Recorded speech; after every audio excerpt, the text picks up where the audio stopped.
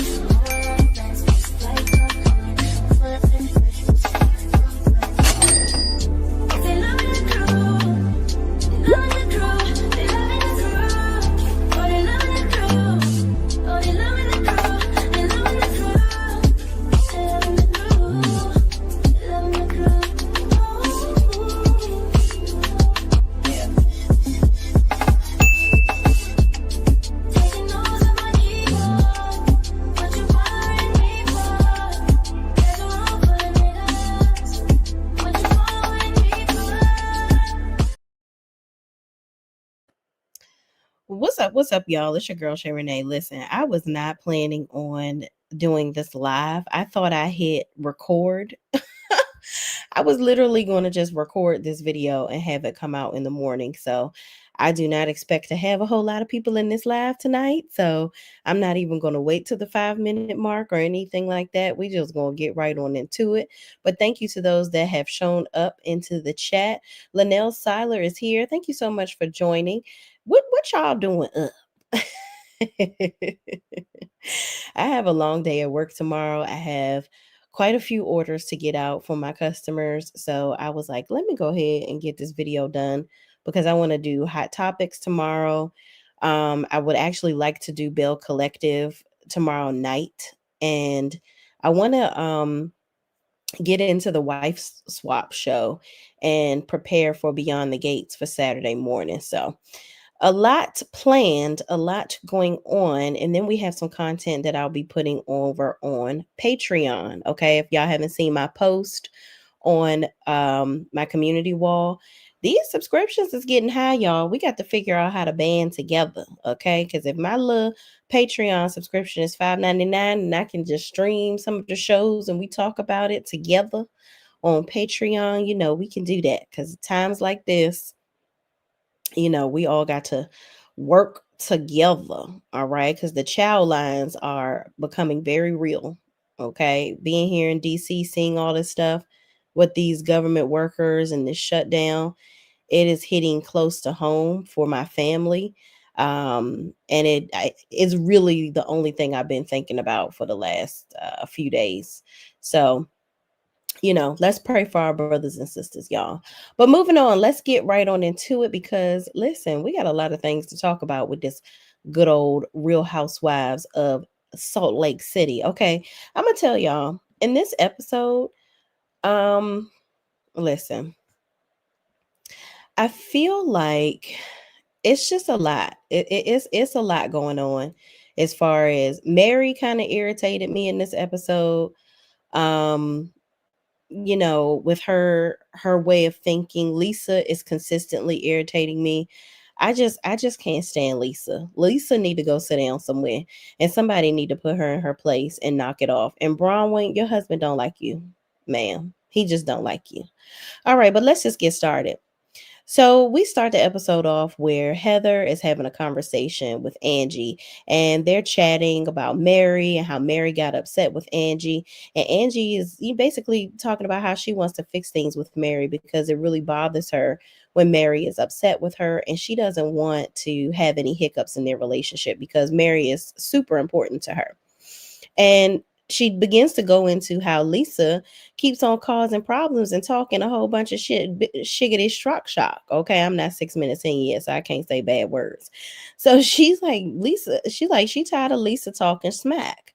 And, Lisa don't never suffer any consequences from the stuff that she do.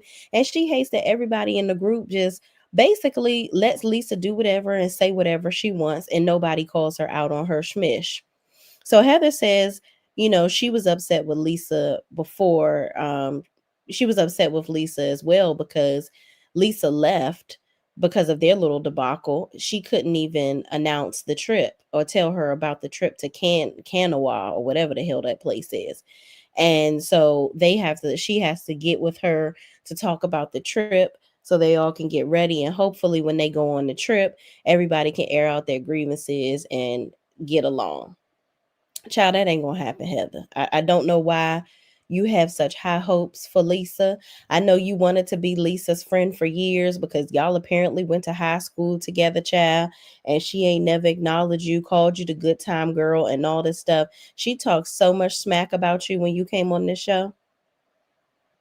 She did not care about you. Okay. I don't know why you trying to be her friend, but that's what you're gonna do and that's what you does. Okay. Moving on. Child, Bronwyn, I don't know. I just don't know why you continue to show us this man. Why do you continue to show us this man, Bronwyn? This man don't like you, sis.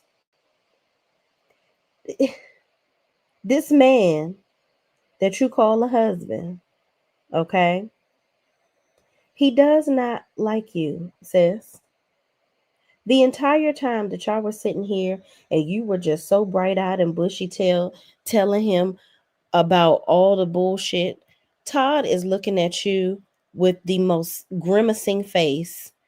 Like, I wish this bitch would shut the fuck up. Why is she telling me any of this shit like I give a good John Brown?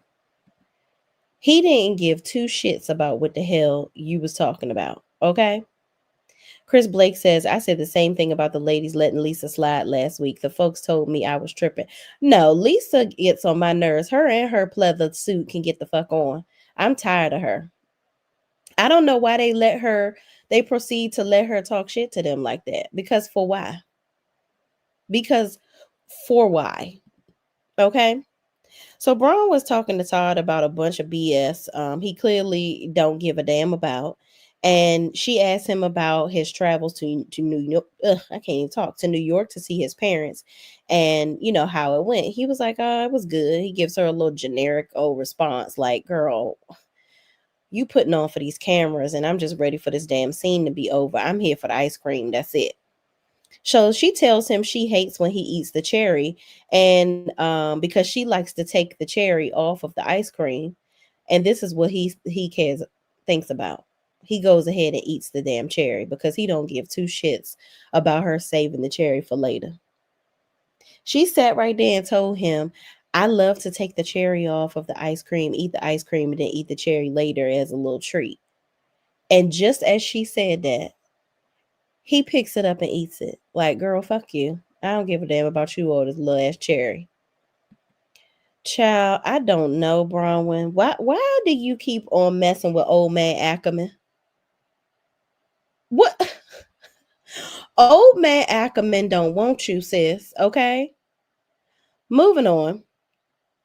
So then she begins to get excited about talking about how she was able to contain herself and everybody was acting a damn fool at Whitney's party, but she didn't get involved. But, Angie and Lisa, they were going at it, and Lisa was bringing up things about Angie, and Angie stood up for herself, but but I stayed out of it. Braun was telling him all this stuff so excited and looking at him like he's supposed to be like, "Yes, babe, you did the damn thing. I'm so proud of you. You was in here minding your business." He's eating his ice cream and still digesting that cherry that he snatched the fuck from her and didn't give a damn. Okay? Girl, this man don't like you. Okay? He don't like you. He don't like you. He don't like you. And your little bobblehead ass is just sitting there having a time telling him this story that he gives two shits about. And why was you filming with your husband the whole time and not none of the ladies, Bronwyn? Are they bored with you too? Moving on. So she goes on and on about how she stayed out of it, and she, basically was looking for validation from him to say, well done. So she proceeds to talk about her truce with Lisa and asks him if she thinks that she was too quick to neutralize things with her because Lisa is treacherous and she might, try some shit again. And Todd looks at her like he just want to sock and bop the fuck out of her. and stabilize her shaky ass head and leave out of this restaurant. Todd must be getting some he getting some cutty from somebody else. Bronwyn is annoying him. She's nothing but a bill at this point. She got her mama and her daddy living at the house. The thrill is gone.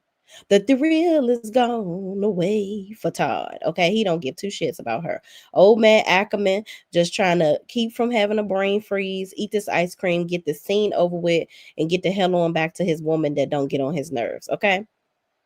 So then Brown begins to talk about the psychic and how he gave her some insight on her mom, and how he said he basically told her that things aren't going to get better as far as her mom's health, and how they need to go ahead and just patch things up, and she needs to forgive her mother.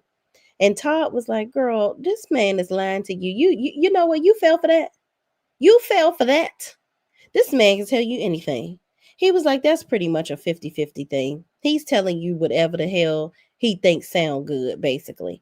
So Bronwyn is looking at him like, well, damn, how you gonna piss on my daggone parade? Let me think it's real. Let me think I've just had some type of, you know, realization about my mama's relationship with me. Can I have that? But Todd is like, girl, he saw your ass coming. Hook, line, and damn sinker. Okay. So then Bronwyn starts crying and says she's upset that he doesn't find this interesting. And she hates that she has to get visibly upset for him to be sympathetic. And so he apologizes. Girl, he don't like you. He don't like you, and you sitting up here hoping for him to be excited about this bullshit that you talking about, and you ain't talking about a hill of damn beans. You ain't talking about shit that he cares about, sis. And I don't know if you told him before this scene to act like he cared, but he didn't care enough to pretend. Okay. So girl, your husband don't like you. Moving on. So we go on over to John and Lisa's house, where she over here, basically grabbing her. Lisa wearing John balls. I tell you that. Lisa don't give two shits about how John feels about nothing. John is just he is a wimp compared to Lisa. That woman is over there verbally schmoozing this man left and right, if you ask me, verbally and emotionally. John about sick of her. That egg in the nest, that sun rooftop on top of his head that y'all see right there, that's from stress. This lady with the thin hair is over here stressing this man out, okay? And that's why she getting Botox every week to straighten out her damn forehead, because she's stressing herself out, stressing him out. Moving on. Lisa starts talking to John and acts like, she being all snooty, talking about this trip to Kanawha, and talking about, yeah, we're going for 3 days. I'm just so used to going for 9 days. Like, it's just so hard to pack for this trip. Like, I'm just gonna take everything. I'm so used to having, like, so many suitcases. And John looking at her like, bitch, get this scene over with so I can get out of here, because I really don't like your ass. He just looked like if he don't have to talk to her, he don't want to. And I get it, because all she do is talk about her damn self. But moving on, I I didn't know where the hell Kanawha was, child. So I just took a picture of that because I wanted to show y'all, just in case y'all ain't know either. But moving on. So she basically sitting up there trying to flex like she's some rich woman, talking about all these yachts that she's been on and how this is just going to be, a cakewalk for her. So she begins to talk to John about the psychic and how he told her that, he sees her and John having communication issues. So John tries to respond to, what she's saying. And she immediately cuts him off and says the psychic says they are, we are on the same page. Yeah, you're not on the same page because you don't fucking listen, ho. You always cutting this man off with your pencil lip ass. Shut up, Lisa. I'm just so tired of her. And I don't know what black woman she been hanging around to try to get some reads, because we're going to talk about it when she talking to Heather, but she calling somebody a suit. That's what we call dudes that we talking to, calling them a suit. Somebody that works in corporate or acts like they got to stick up their ass. We call them kind of dudes a suit. You ain't get that from no white woman. Girl, stop. You talking about Usher and all these other people that you done had drinking your alcohol. You done been around black people a little bit too much and you copying they damn reads. Lisa, we know that you're rehearsing your reads, sis. But let me move on, child, because she gets on my nerves. But moving on. John asked, how did it make her feel when the psychic said that, since she done cut him the fuck off?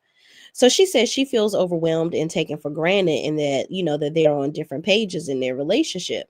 And she starts to get all dramatic and start crying and shit, and talking about how she cries in the car to her dad about what's going on, because, she's just so upset and so overwhelmed. So John says, they aren't on the same page because she doesn't want to hear what he has to say, because she's already in her own head disregarding what he's saying, because she always thinks she's right.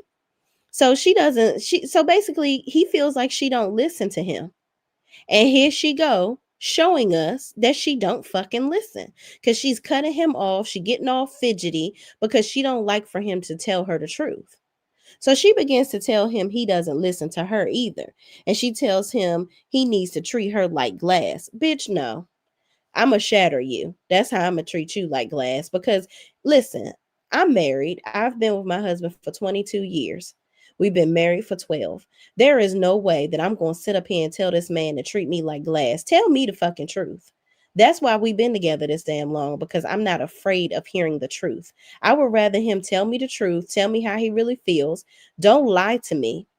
And don't sugarcoat no shit to me, because we can't move forward or do better in our relationship or individually if we sitting up here lying to each other for vanity purposes. He's sitting up here making this woman think that her behavior is okay, and it's not. I love the transparency that he did give, even if it was just for a quick moment, that, basically telling her that she don't fucking listen. So she says they've been together for a long time and nothing's perfect. So John sarcastically says, well, everything you do is perfect. It's just me. Child, a divorce will be coming, because John about to get tired of her. The minute a woman that got a little bit of coin, or actually a little bit more, like more personality, and is nice to him, comes along, yeah, John up out of there. He tired of Lisa and her shit. I think the only reason John's still there is because they got so many assets together. Moving on, we going over to Angie house. Angie meeting up with Mary, and Mary, she gives Mary her favorite drink, but she couldn't get the healthy version of the drink. She got the one with all the damn sugar in it. And Mary like, I don't want that. You shouldn't even drink that. That has like 7 cups of sugar in it. I'm like, okay, Mary, child, sit your ass down, because you doing too much. So Angie says that in her confessional that she feels like she's in the principal's office, and with her and Mary are going at it, and she feels like she got to walk on eggshells when it comes to Mary. And in a friendship, you shouldn't feel like that. I hate that Angie feels like she gotta basically do and say and feel exactly how Mary wants her to feel for the relationship to go well. So Angie feels like she she's offering Mary food. And Mary is like, listen, I don't want to eat no food or drink shit. I'm just here to talk about what happened at the party. So Mary just wasn't having it. So Angie says she isn't going to allow anyone to bully her. And I agree, Angie, you shouldn't let Lisa bully you. Get in that ass, okay? Lisa sits up there and does all that. She expects everybody to just listen to all that bullshit that she say, and then she can run off and act like she read the fuck out of somebody. And y'all supposed to just cower down to her damn heels. No, bitch, no. I'm gonna run over your fucking heels like your kids do in the grocery store with the cart. That's what I'm gonna do. Because what you're not about to do is play with me. Ever. Child, please. So Mary says she was upset with with Angie, because she allowed someone to get her so mad that it affected their friendship. And it wasn't even important to her that Mary was trying to calm her down, and she started to lash out at her. I'm like, Mary, let me say this to you, girl. Mary, come here, come to the forefront, Mary. Mary, last year when you was mad at Brittany Okay. You got mad when Angie didn't immediately defend you fast enough. You got mad when Angie didn't leave with you when you wanted to storm off. You got mad when you were super duper close to Meredith, right? And then you and Meredith weren't getting along. You you and Lee and Angie basically bonded over that. And even when Angie was trying to clean things up with her relationship with Meredith and become cool with her, you didn't want that. And when Angie was telling you basically she didn't really want you to be close to Meredith because of what her and Meredith had going on, you ain't want to comply. So it's like you want Angie to do whatever you want Angie to be your little puppet and do whatever the hell you want her to do. You can get mad at people and throw them out your house. You threw Meredith out your house. You cussed Brittany ass out without no cuss words. You called her dumb and this, that, and the third. But as soon as Angie showed any type of unified front with Brittany just to kind of calm things down and get along, you got pissed off and wanted to storm the hell up on out of there. It's like Angie, damned if she do and damned if she don't. It's however Mary feel, and that's how Angie's supposed to feel. Let me tell you something, Meredith. I mean, Mary. You said that you don't really have a whole lot of friends. I see why. Because you are putting too much on your friends. You don't control nobody. You can't control Angie. People are going to say shit and do shit that you may not like, okay? But you can't control this lady. And that's okay. Y'all don't have to be exactly the same and think exactly the same. Y'all don't share a heartbeat. You ain't inside her body. She ain't inside your body. Frankly, it's weird as fuck how you want to control her. Knock it off, Mary, because your ass ain't perfect, Miss Preacher Woman. Okay? Knock it off, Shirley Caesar. Mary then goes on to say, she tells Angie, when you were mad at, no, hold on. Hold on, I'm going through my notes, y'all. Angie tells Mary that she can't be on eggshells in their friendship. And she wants to be herself. That's her. She was like, this is my personality, this is me. So Angie basically telling her, girl, I am a fiery Greek woman, okay? You expecting me to be over here meek and mild and just be like, okay, Lisa, it's okay. It's all right. I know you talking shit. I know you making up shit about my family. You asked me to dig up shit on people, but I'm not going to dime you out. I'm just going to be over here prim and proper with Mary. Girl, what? Mary, you got the game fucked up. Angie, keep digging in Lisa's ass, okay? Get in that ass and read her authentically. It's a lot of people out here practicing they damn reads and they got to go write it out and before they can read the fuck out of you. Unlike, us, Angie, you read the fuck out of Lisa off top of your head, just like I do most of the folks I got to read for filth and read them their damn rights. Sorry to these people that can't do it on their own. So Mary says she feels like Angie is attacking people, and she's becoming really angry and going back and forth with Lisa is not a good thing, and it just brings out a certain level of darkness in her that she doesn't want to be around. And she's like, frankly, Angie is just being really mean, and she don't like that. So Mary said, then Angie says, Mary then says, I'm sorry, Mary then starts talking about Angie making fun of her farting. I was like, Mary, you can't be fucking serious. Like, me and my friends talk about they ass farting all the damn too, or taking a shit at my house. Like, my husband has this ongoing joke. When somebody come over my house and they be like, you got to do a number one or a number two. And they'll be like, oh, it's just a number one. He like, okay, you can use this bathroom. If it's a number two, you got to go somewhere else. Mind you, we got what? One, two, three, four, five toilets in this damn house. And he don't we got designated toilets for people to use, child, but you can use the bathroom wherever. He just being an asshole. But Mary is just doing the fucking most. Me and my friends, we laugh about shit like that, but Mary being super sensitive. Angie was just playing with her, talking about her farting, and Mary's like, and it wasn't even me, it was the dog farting, stinking up your entire house. I don't never smell. Mary, everybody got a little gas, sis. It's okay. Everybody has a little bit of gas. You'll be all right. You'll be just fine. My grandmother always say, better out than in, honey. Okay, you could die keeping gas in. So then she goes, Angie takes Mary's hand because she like, girl, you talking a whole bunch of bullshit in my head. Let me just go on and say I'm sorry so we can move on. Angie takes Mary's hand, apologizes again, and says, listen, I love you, and I always want us to be in each other's lives. And Mary pulls back, saying, you supposed to be my sister. You're not acting like my sister. And Angie's like, I am your sister. So then Mary says that, she lives with her guard up, and, but she loves her relationship with Angie, and she feels like she can trust her and talk to her about anything. And it will hurt her to not have a relationship with Angie. And Angie says, I feel like we're each other's person.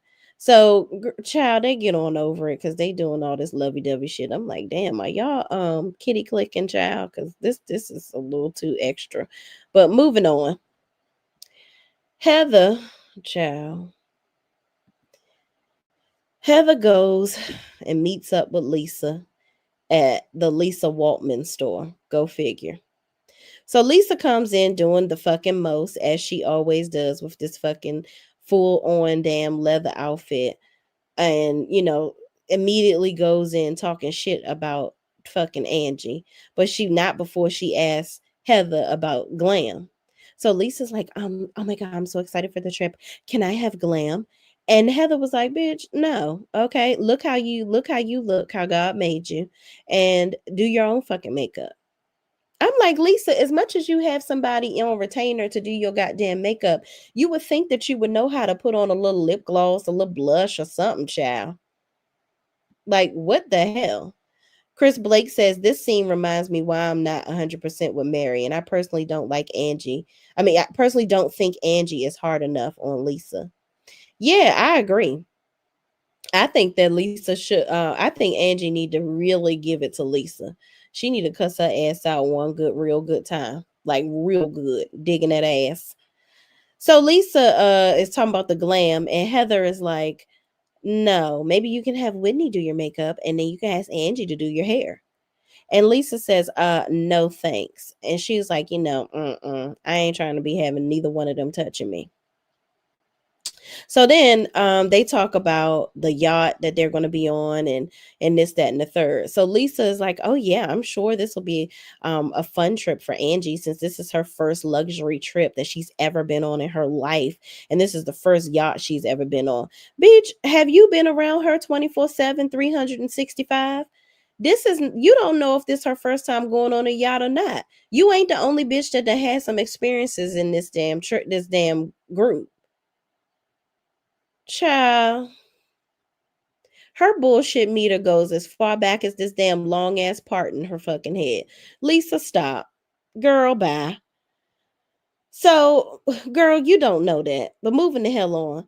Lisa says she's sick of Angie's attacks and starts going in on Angie and how she feels like Angie bashed her kids' product line, called her a mean bitch, and how she basically talking about how Angie goes real low. So Heather says, well, if Angie a mean bitch, then so are you. You've been digging at her too. You've been saying stuff. She been saying stuff. Y'all been going all the way back and forth. And Lisa was like, oh my gosh, I can't believe, like, she over here hyper fucking ventilating because she feels like she's so upset that Heather is holding her ass accountable. So then Heather asked her about the soup man. And Lisa was like, the soup man? You mean suit? And Heather was like, oh, well, girl, we thought your ass said soup. We was like, well, child, is you fucking, is she cheating with a man that makes some damn soup? Is he a chef? Like, I don't know what's going on. And Lisa was like, no, like a suit, like a guy in a suit. Yeah, that's what it is. So Heather was like, well, that actually sounds more interesting. So then Heather says, Girl, see, listen how you going back and forth with people, you making accusations. And Lisa says, well, she was talking about my marriage and my husband and this, that, and the third. Girl, if anybody talking about your marriage or your husband, is because of some shit that you are putting out there in the atmosphere that's making people think that. So Heather says, girl, this why don't nobody ride for you, Lisa, because you have burned everybody in this group. So Lisa begins to get dramatic, running away, crying, putting her damn sunglasses on, and says, maybe she shouldn't come on the trip. So Heather stops her and basically says, listen, I'm going to hold you accountable. I'm not going to just sit up here and agree with you. And Lisa says she doesn't want Angie counting her money. She's always counting her money and what's she doing, but she can count hers real easy. Heather says, see, that's you think that's cool or kind to say something like that? That's not kind, and you don't look cool for saying that. It's like you just trying to see who can go the lowest and say the meanest stuff. And she said, you basically doing the same thing Angie is doing. So Lisa went on, started to go on everybody in the group, and this, that, and the third. And Angie is talking about somehow Lisa, everybody in the group tired of her. And Lisa says Angie doesn't want anybody to say anything back to her. No, Lisa, that's you.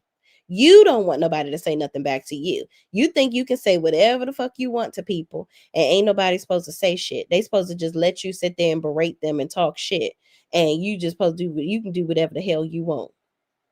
It don't work like that, sis. Okay. So Heather says it's never going to stop unless she acknowledges her behavior, and she needs to stop. And Heather also tells Lisa it's a risk. She is a risky fucking friend, and she's trying to move forward with her, but it sounds like all she wants to do is win where it comes to any argument. And if she doesn't change, the issues are never going to go away. Child, Lisa is a total chore to deal with. I don't know how these ladies are dealing with her ass, but child, good luck. Good luck to you. Brittany meets up with her daughter Olivia. Okay. Um, she orders a steamer for her daughter because when her daughter gets there, she tells the story of how when Olivia was 4 years old, she threw a tantrum in the middle of the Starbucks, and she, basically was asking for coffee, and the people made her think, the people were looking at Brittany like, you give your damn daughter coffee, she looked like a baby. And she's like, no, it's just a steamer, it's just a steamer. I don't know what the fuck a steamer is, but she ordered one for Brittany. I mean, for Olivia. So they sit down to talk, and Brittany basically recaps how she basically um, gave her kids up to the father so that she could get with her second husband and live her best life. And Olivia is traumatized by that. Olivia goes on to talk about, ask Brittany, why the fuck did she do that? She's like, well, girl, you were a great mom up until 12. I was 12 years old, and that's when you got married. She's like, she constantly would, her mom was always there for her. She was so much fun, and they used to have such a great time. She was such a very caring and loving mom. So that's what pisses her off the most, knowing that her mother can be that way, but she just chooses not to be. So Brittany recaps how when she went over to her mother's house and Jared and her just started making out in front of her. Now, let me tell you something, Brittany. You are 19 years old, baby girl. Okay? You always gonna be your mama's baby and your daddy's baby, but you a grown ass woman. So you cannot expect your mother to be an old lady in a shoe and not have a man to make you feel comfortable about something that she did years ago.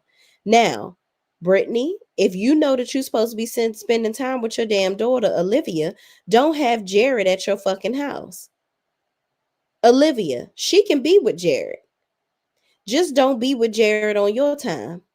If y'all spending time together, y'all spend time together. But what you're not about to do is have your mother over here with coochie cobwebs because you gotta have her prove to you that she ain't gonna leave you for a man. You are grown as hell. Like, Brittany can date, she can be with somebody, but Brittany, you need to stick to having a relationship with your daughters, because what I think the problem is that Brittany ain't trying to spend no time with her kids. She too busy running after Jared 24 goddamn 7. She's not making an effort to get to know her children. And that's sad. But Olivia proceeds to ask her, why is it that you take men over us? I'm trying to understand. And Brittany is just like, I don't know. I just don't know. So she basically don't never answer the damn question. And she proceeds to say, listen, I do want to get to know you. Because Olivia says, you don't even know me. You don't even know your own daughter.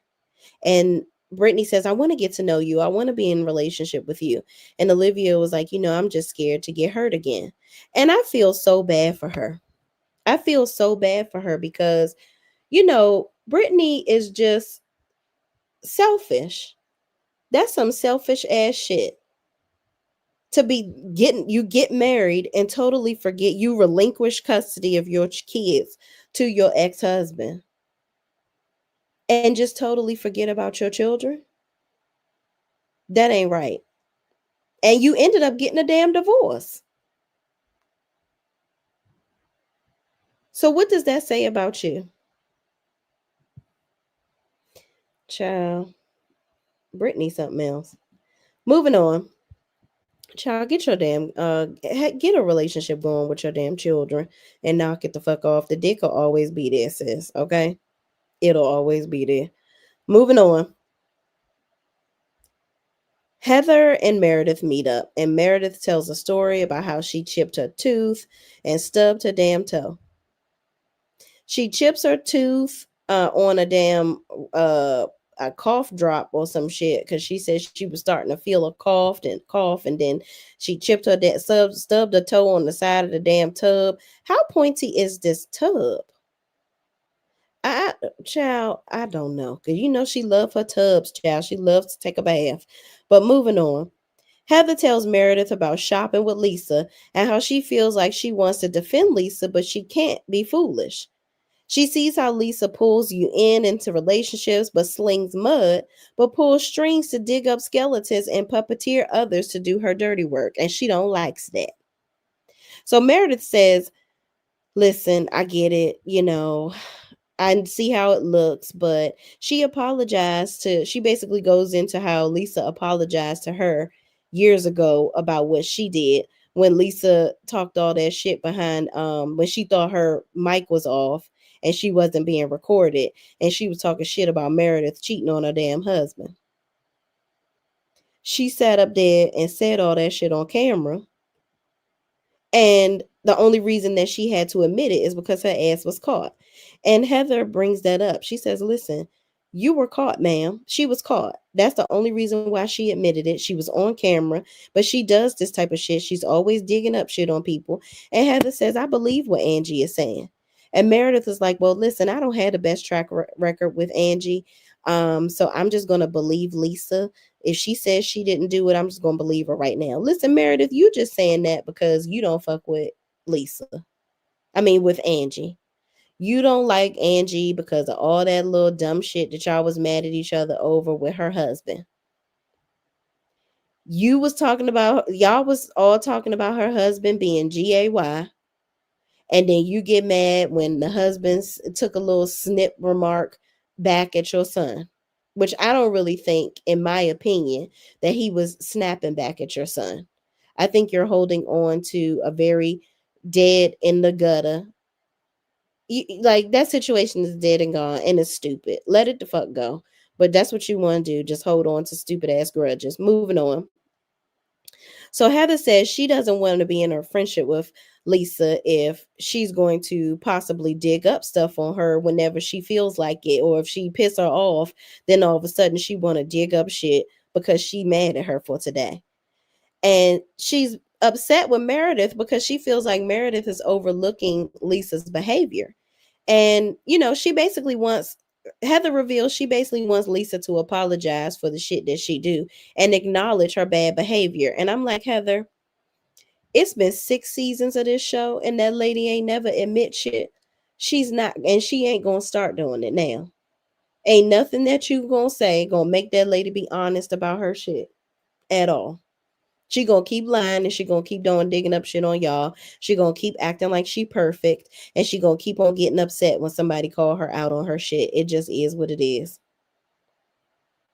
Moving on, sis. So the ladies go over to with Mary and Angie, that is, go over to Whitney's house. So at Whitney's house, they're talking about their preference sheets for Kanawha, and Mary is like, "Oh yeah, I got that, but I ain't do nothing with it." And they like, "Girl, you the pickiest, bougiest one out of all of us. You need to be picking your shit out because, girl, what?" She always talking about this Dom Perignon 2003. What you gonna do when they run out of that shit? You gonna have to find you something else to drink, Mary. So moving on, they talk about the preference sheets. Angie over here writing it out for her. But then Whitney asks, "Have you guys seen the headlines about Bronwyn?" So they discuss Bronwyn and her allegations of felonies in the past, grand theft, and identity theft. So then we move on to Bronwyn meeting up with her old ass husband, Todd. And she's like, they sit down to discuss this. They out to eat yet again. And he, of course, again, is looking like he don't want to be around her ass.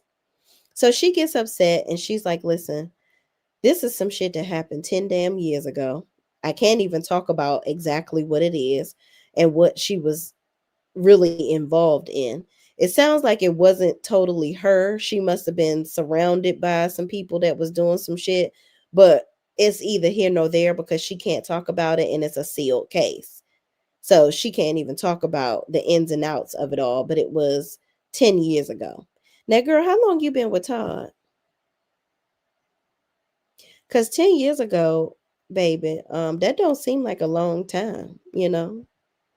It's long enough. But Brian, what the fuck was you doing, girl? But moving on, she talks to Todd about it, and he says he doesn't think she should go on the trip with the ladies, given all that's going on. And basically, they both feel like Lisa is the one that's behind all this shit. Because Bronwyn brings it up and says, "You know what? I knew I shouldn't have called the truce with Lisa ass this damn quick. She definitely is the culprit, in her opinion, of these rumors." Because she liked to dig up shit on people, and it's ridiculous. And Todd said, "See, I told you this shit was gonna happen. I wouldn't piss on Lisa if her brains was on damn fire." I said, "Damn, Todd, that's fucked up." And Bronwyn is just like, it's typical Lisa. Like, this gotta be her, because why all of a sudden is this coming up now? She was mad at me, and now all of a sudden this shit coming out. I feel like Lisa probably did put this shit out there. She didn't know that they were going to call a truce, and she already had it projected to go out. So she probably thinking, "Oh, well, we called the truce, so she probably won't even suspect that I did this." Lisa is so dumb. She thinks that people are really stupid to her tactics. It's the same. You do the same shit over and over again. It's not rocket science. So then her husband says he don't think that she should go on this trip with these ladies. Like she shouldn't continue to be around somebody that treats her like is a fucked up individual. But Todd, she is on a TV show. She is on the Real Housewives of Salt Lake City. She gonna have to be around this bitch, okay? So you gonna have to get over it, or you just gonna have to give her a larger allowance for her to come up off this damn show.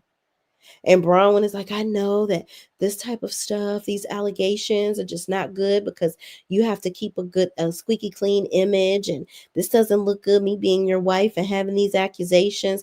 Then she talked about an apartment that she had where she ain't pay her rent, and she paid the rent. She had to pay it some years later, and she got evicted and da da da da da.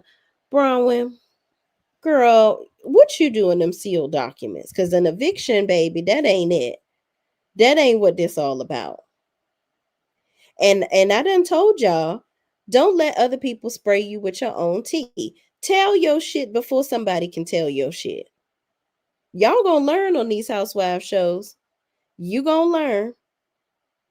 So Todd basically tells her, "Okay, take your ass on this damn trip, but don't come back here. And I ain't no amount of ice cream or cherries that I can eat gonna make me want to sit there and listen to your damn sob story. I don't give a good goddamn. I don't give a John Brown about what the hell you got going on this trip." Go on over there with them ladies that don't fucking like your ass and get hazed or do whatever the fuck. Yeah, it's all on you. Whatever happens when you go on over there ain't my damn problem. That's basically what Todd told her. He like, I don't feel no ways tired about what Lisa do to your ass or say to you on this trip. Go on. Have a good time. But Todd, you're a lawyer, so you know that she has contractual obligations with this TV show. So to sit up here and tell her not to go on the trip is ridiculous. Like, she has obligations. But y'all, that is it for the Salt Lake City Housewives. Comment down below, what do y'all think? Is Lisa being dramatic as usual? What can do Angie need to read sis a little bit more? Is Mary being dramatic about what happened with Angie, and should she cut her some more slack? And is Heather really going to try to make peace amongst the girls with Lisa, or is she just going to keep kissing Lisa's ass and just trying to keep her hands clean? Comment down below. Let's talk about it. Thank y'all for watching. Please don't forget to like, comment, subscribe, and share this video with anybody else that's watching this show with us too. And in the words of Lonnie B, don't let no bitch upset you. All right, y'all. Peace out.